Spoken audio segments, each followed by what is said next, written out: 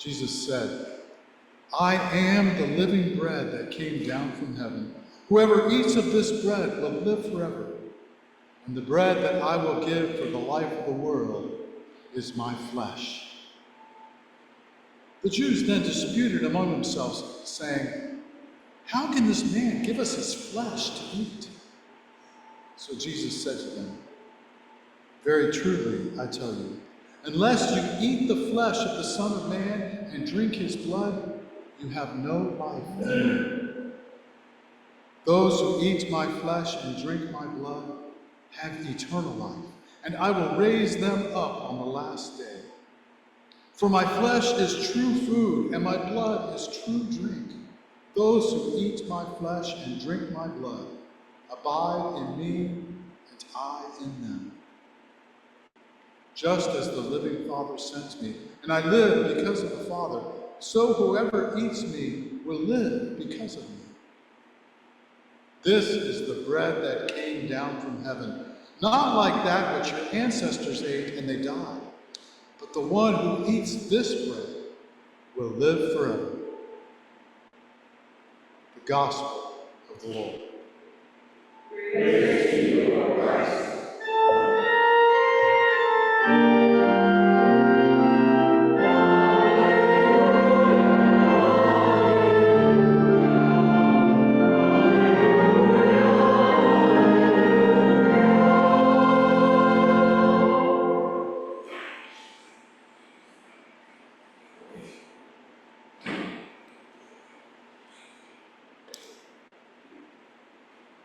A wise woman who was traveling in the mountains found a precious stone in a stream. The next day, she met another traveler who was hungry, and the wise woman opened her bag to share her food. The hungry traveler saw that precious stone and asked the woman to give it to him. She did so without hesitation. That traveler left, rejoicing in his good fortune. He knew that stone was worth enough to give him security for a lifetime.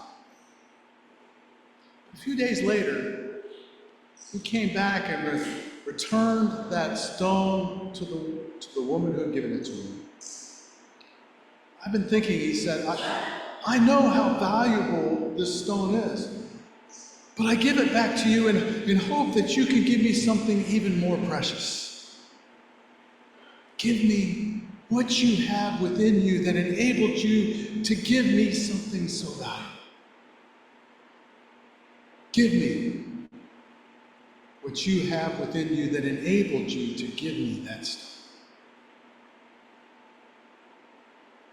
There's a difference between knowledge and wisdom, between someone who's very smart and someone to whom we bring our pain and learn lessons about how to live more fully.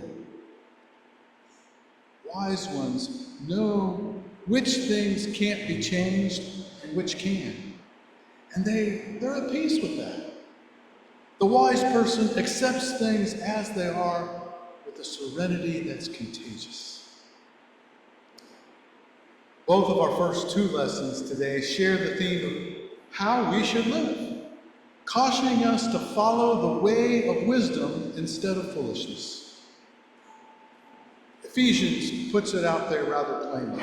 Be careful then how you live, not as unwise people, but as wise.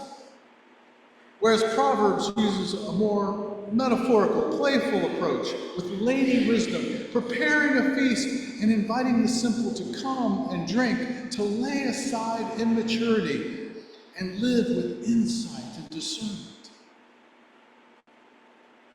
Actually, if you keep reading on in Proverbs, it's followed just a little later in this chapter by Folly's invitation to come and enjoy her stolen sweet water and bread eaten in secret. And we're told there that those who partake of this foolish feast do not realize that they're already in the depths of Sheol, the dwelling place of the dead. The way of wisdom, mature discernment, leads to fullness of life, whereas foolish, deceitful, immaturity, living only for oneself, leads to a life of despair, being dead inside.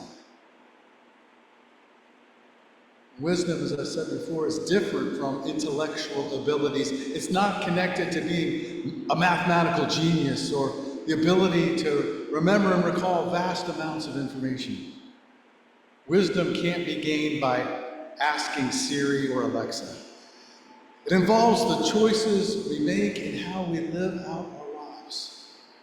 I want to focus on two clues that I find in Lady Wisdom's invitation for those who want to follow the ways of wisdom. First, I believe this meal that she invites us to share is never eaten alone. We need guides and companions as we share in the food that feeds our faith and gives us life. Perhaps you've heard before the ancient story found in many spiritual traditions about the difference between heaven and hell. And I think it also points out this particular aspect of wisdom. A man was once granted the opportunity to visit heaven and hell in advance before he died. He was first taken to hell. To his surprise, all the people were seated at a banquet table piled high with delicious food.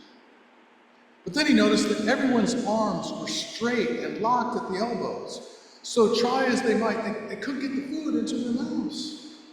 They all remained tantalized by this delicious food that they could not eat. Then the man was taken to heaven. And surprisingly, the scene was in many ways very, very similar, with a bounteous banquet table, and all the people had locked elbows. But there was much joy and laughter as the people were feeding one another.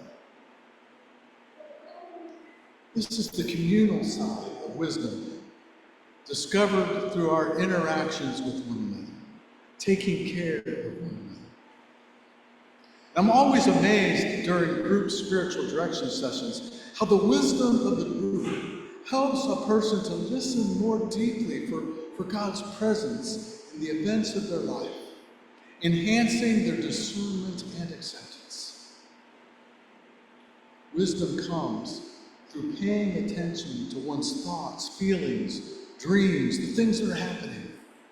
Opens us up to what they can teach us and where they might lead us. It might be helpful sometimes to think of oneself like an iceberg. We're aware of what can be seen floating above the water. But while there's still much more unseen below the surface that we're not conscious of. Self-awareness, insight, is the path to becoming spiritually wise and mining the depths of what is below the surface. Contemplation assists us in unearthing gems of insight from where they are buried, oftentimes deep within. One of my favorite books over the last decade or so is The Wisdom of the Wilderness by the late Gerald May, who was both a spiritual director and a psychiatrist. He found healing for himself in spending time alone in nature. He wrote about it. Wilderness was his school of contemplation. He believes that we're all born contemplative, open, present, unfocused, here and now. But in civilized human society, we teach our children to focus their attention, to fend off distraction, and to concentrate on the particular task at hand in front of them. He says, well, this may be necessary, but we should recognize that we're training them out of their natural contemplative presence, teaching them oftentimes to devalue it and perhaps even fear it. He says, well, of course, there are places for focused attention. He wants his airline pilots and his surgeon to concentrate on their checklist and their technical procedures. But he hopes that after hours, that they can let go and just be present to what is. May's hunch is that life needs 95% openness and 5% concentration. But we usually have the proportions reversed. Every day after school, the son of a well-known rabbi would enter his house, place his backpack on the dining room table, leave the house through the back door, and head into the woods behind his house.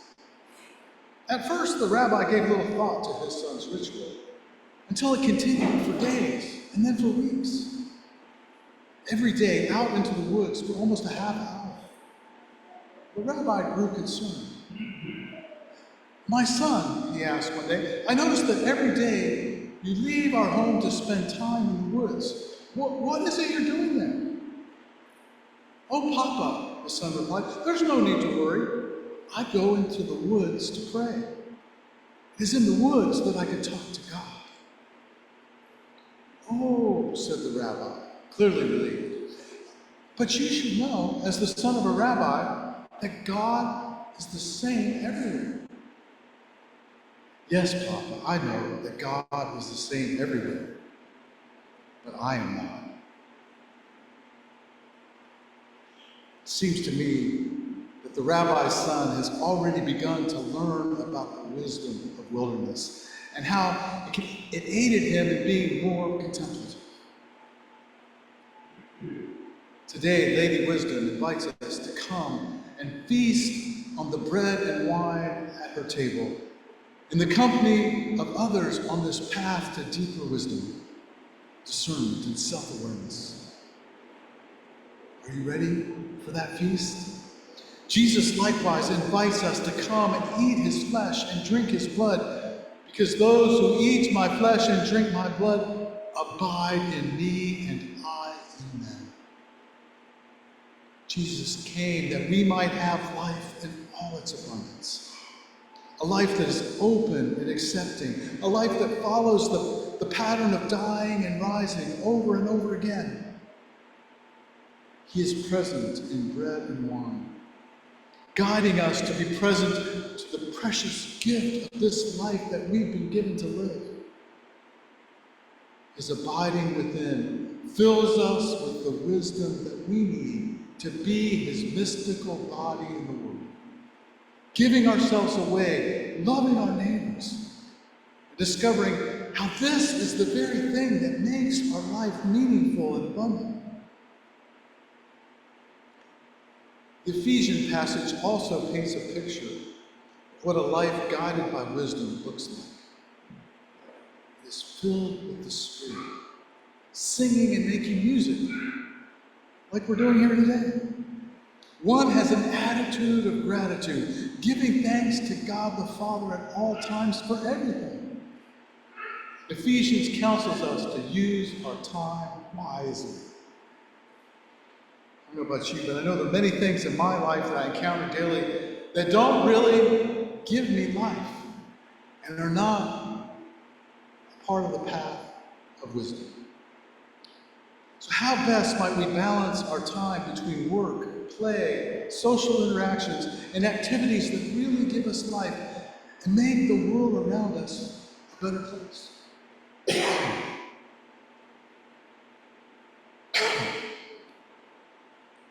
Melissa Sevier shared in a blog post how one Sunday afternoon, she thought she would spend a few hours in front of her computer, catching up on some things that would make the week ahead, and especially the next day, go a little smoother.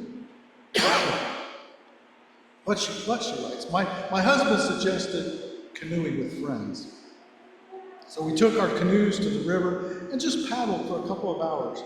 The fresh air, the exercise, the wildlife, the water, the conversation, the friendship, all conspired to make me realize once again that I'm a terrible slow learner when it comes to rest. The next day at work, she says, I realized about halfway through the morning that I was more focused, more relaxed, more productive, and just plain happy. It appears to me that she found a nugget of wisdom about spending her time more wisely.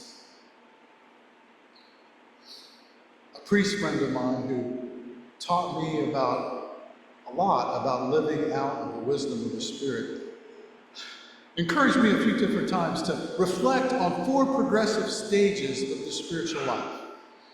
The early years, the student, during years of schooling, open and learning. And then the householder, while raising a family and or finding and fulfilling one's vocation. Next comes the forest dweller, or hermit, being a retiree from business as usual. And then at last, the beggar, or wanderer, the wise, somewhat fully enlightened person who is not overly attached to anything, and in their detachment from everything is ready for dying gracefully whenever that day arrives. I imagine that those who get to that fourth stage can truly give thanks in everything. And the third stage, forest dwellers, I think are well on their way to doing this as well. I was once at a fundraiser gala when I heard a wise elder say, "I've looked over all the silent auction items, but I really don't need anything." Here's someone, I thought to myself, who is in one of these last two stages. Such elders also make reliable guides to help us all develop more of an attitude of gratitude. They are the ones who can not only give away a precious stone, but also teach us how to do so too. Whatever stage we happen to be in our spiritual lives, may we remain open and receptive to live more fully in this life that we've been given. May we eat Christ's flesh and drink his blood so that his servant life, his giving himself away for the life of the world, will be the wisdom that we live by too. For his abiding within dissolves our fears and fills us with the peace that passes beyond all understanding. Today, we hear Lady Wisdom call to come to her feast. "Come, eat of my bread and drink the wine I've mixed." It's the same feast our Lord invites to us each week. This is the bread that came down from heaven, not like that which your ancestors ate and they died, but the one who eats this bread will live forever. I don't know about you, but I'm getting a bit hungry.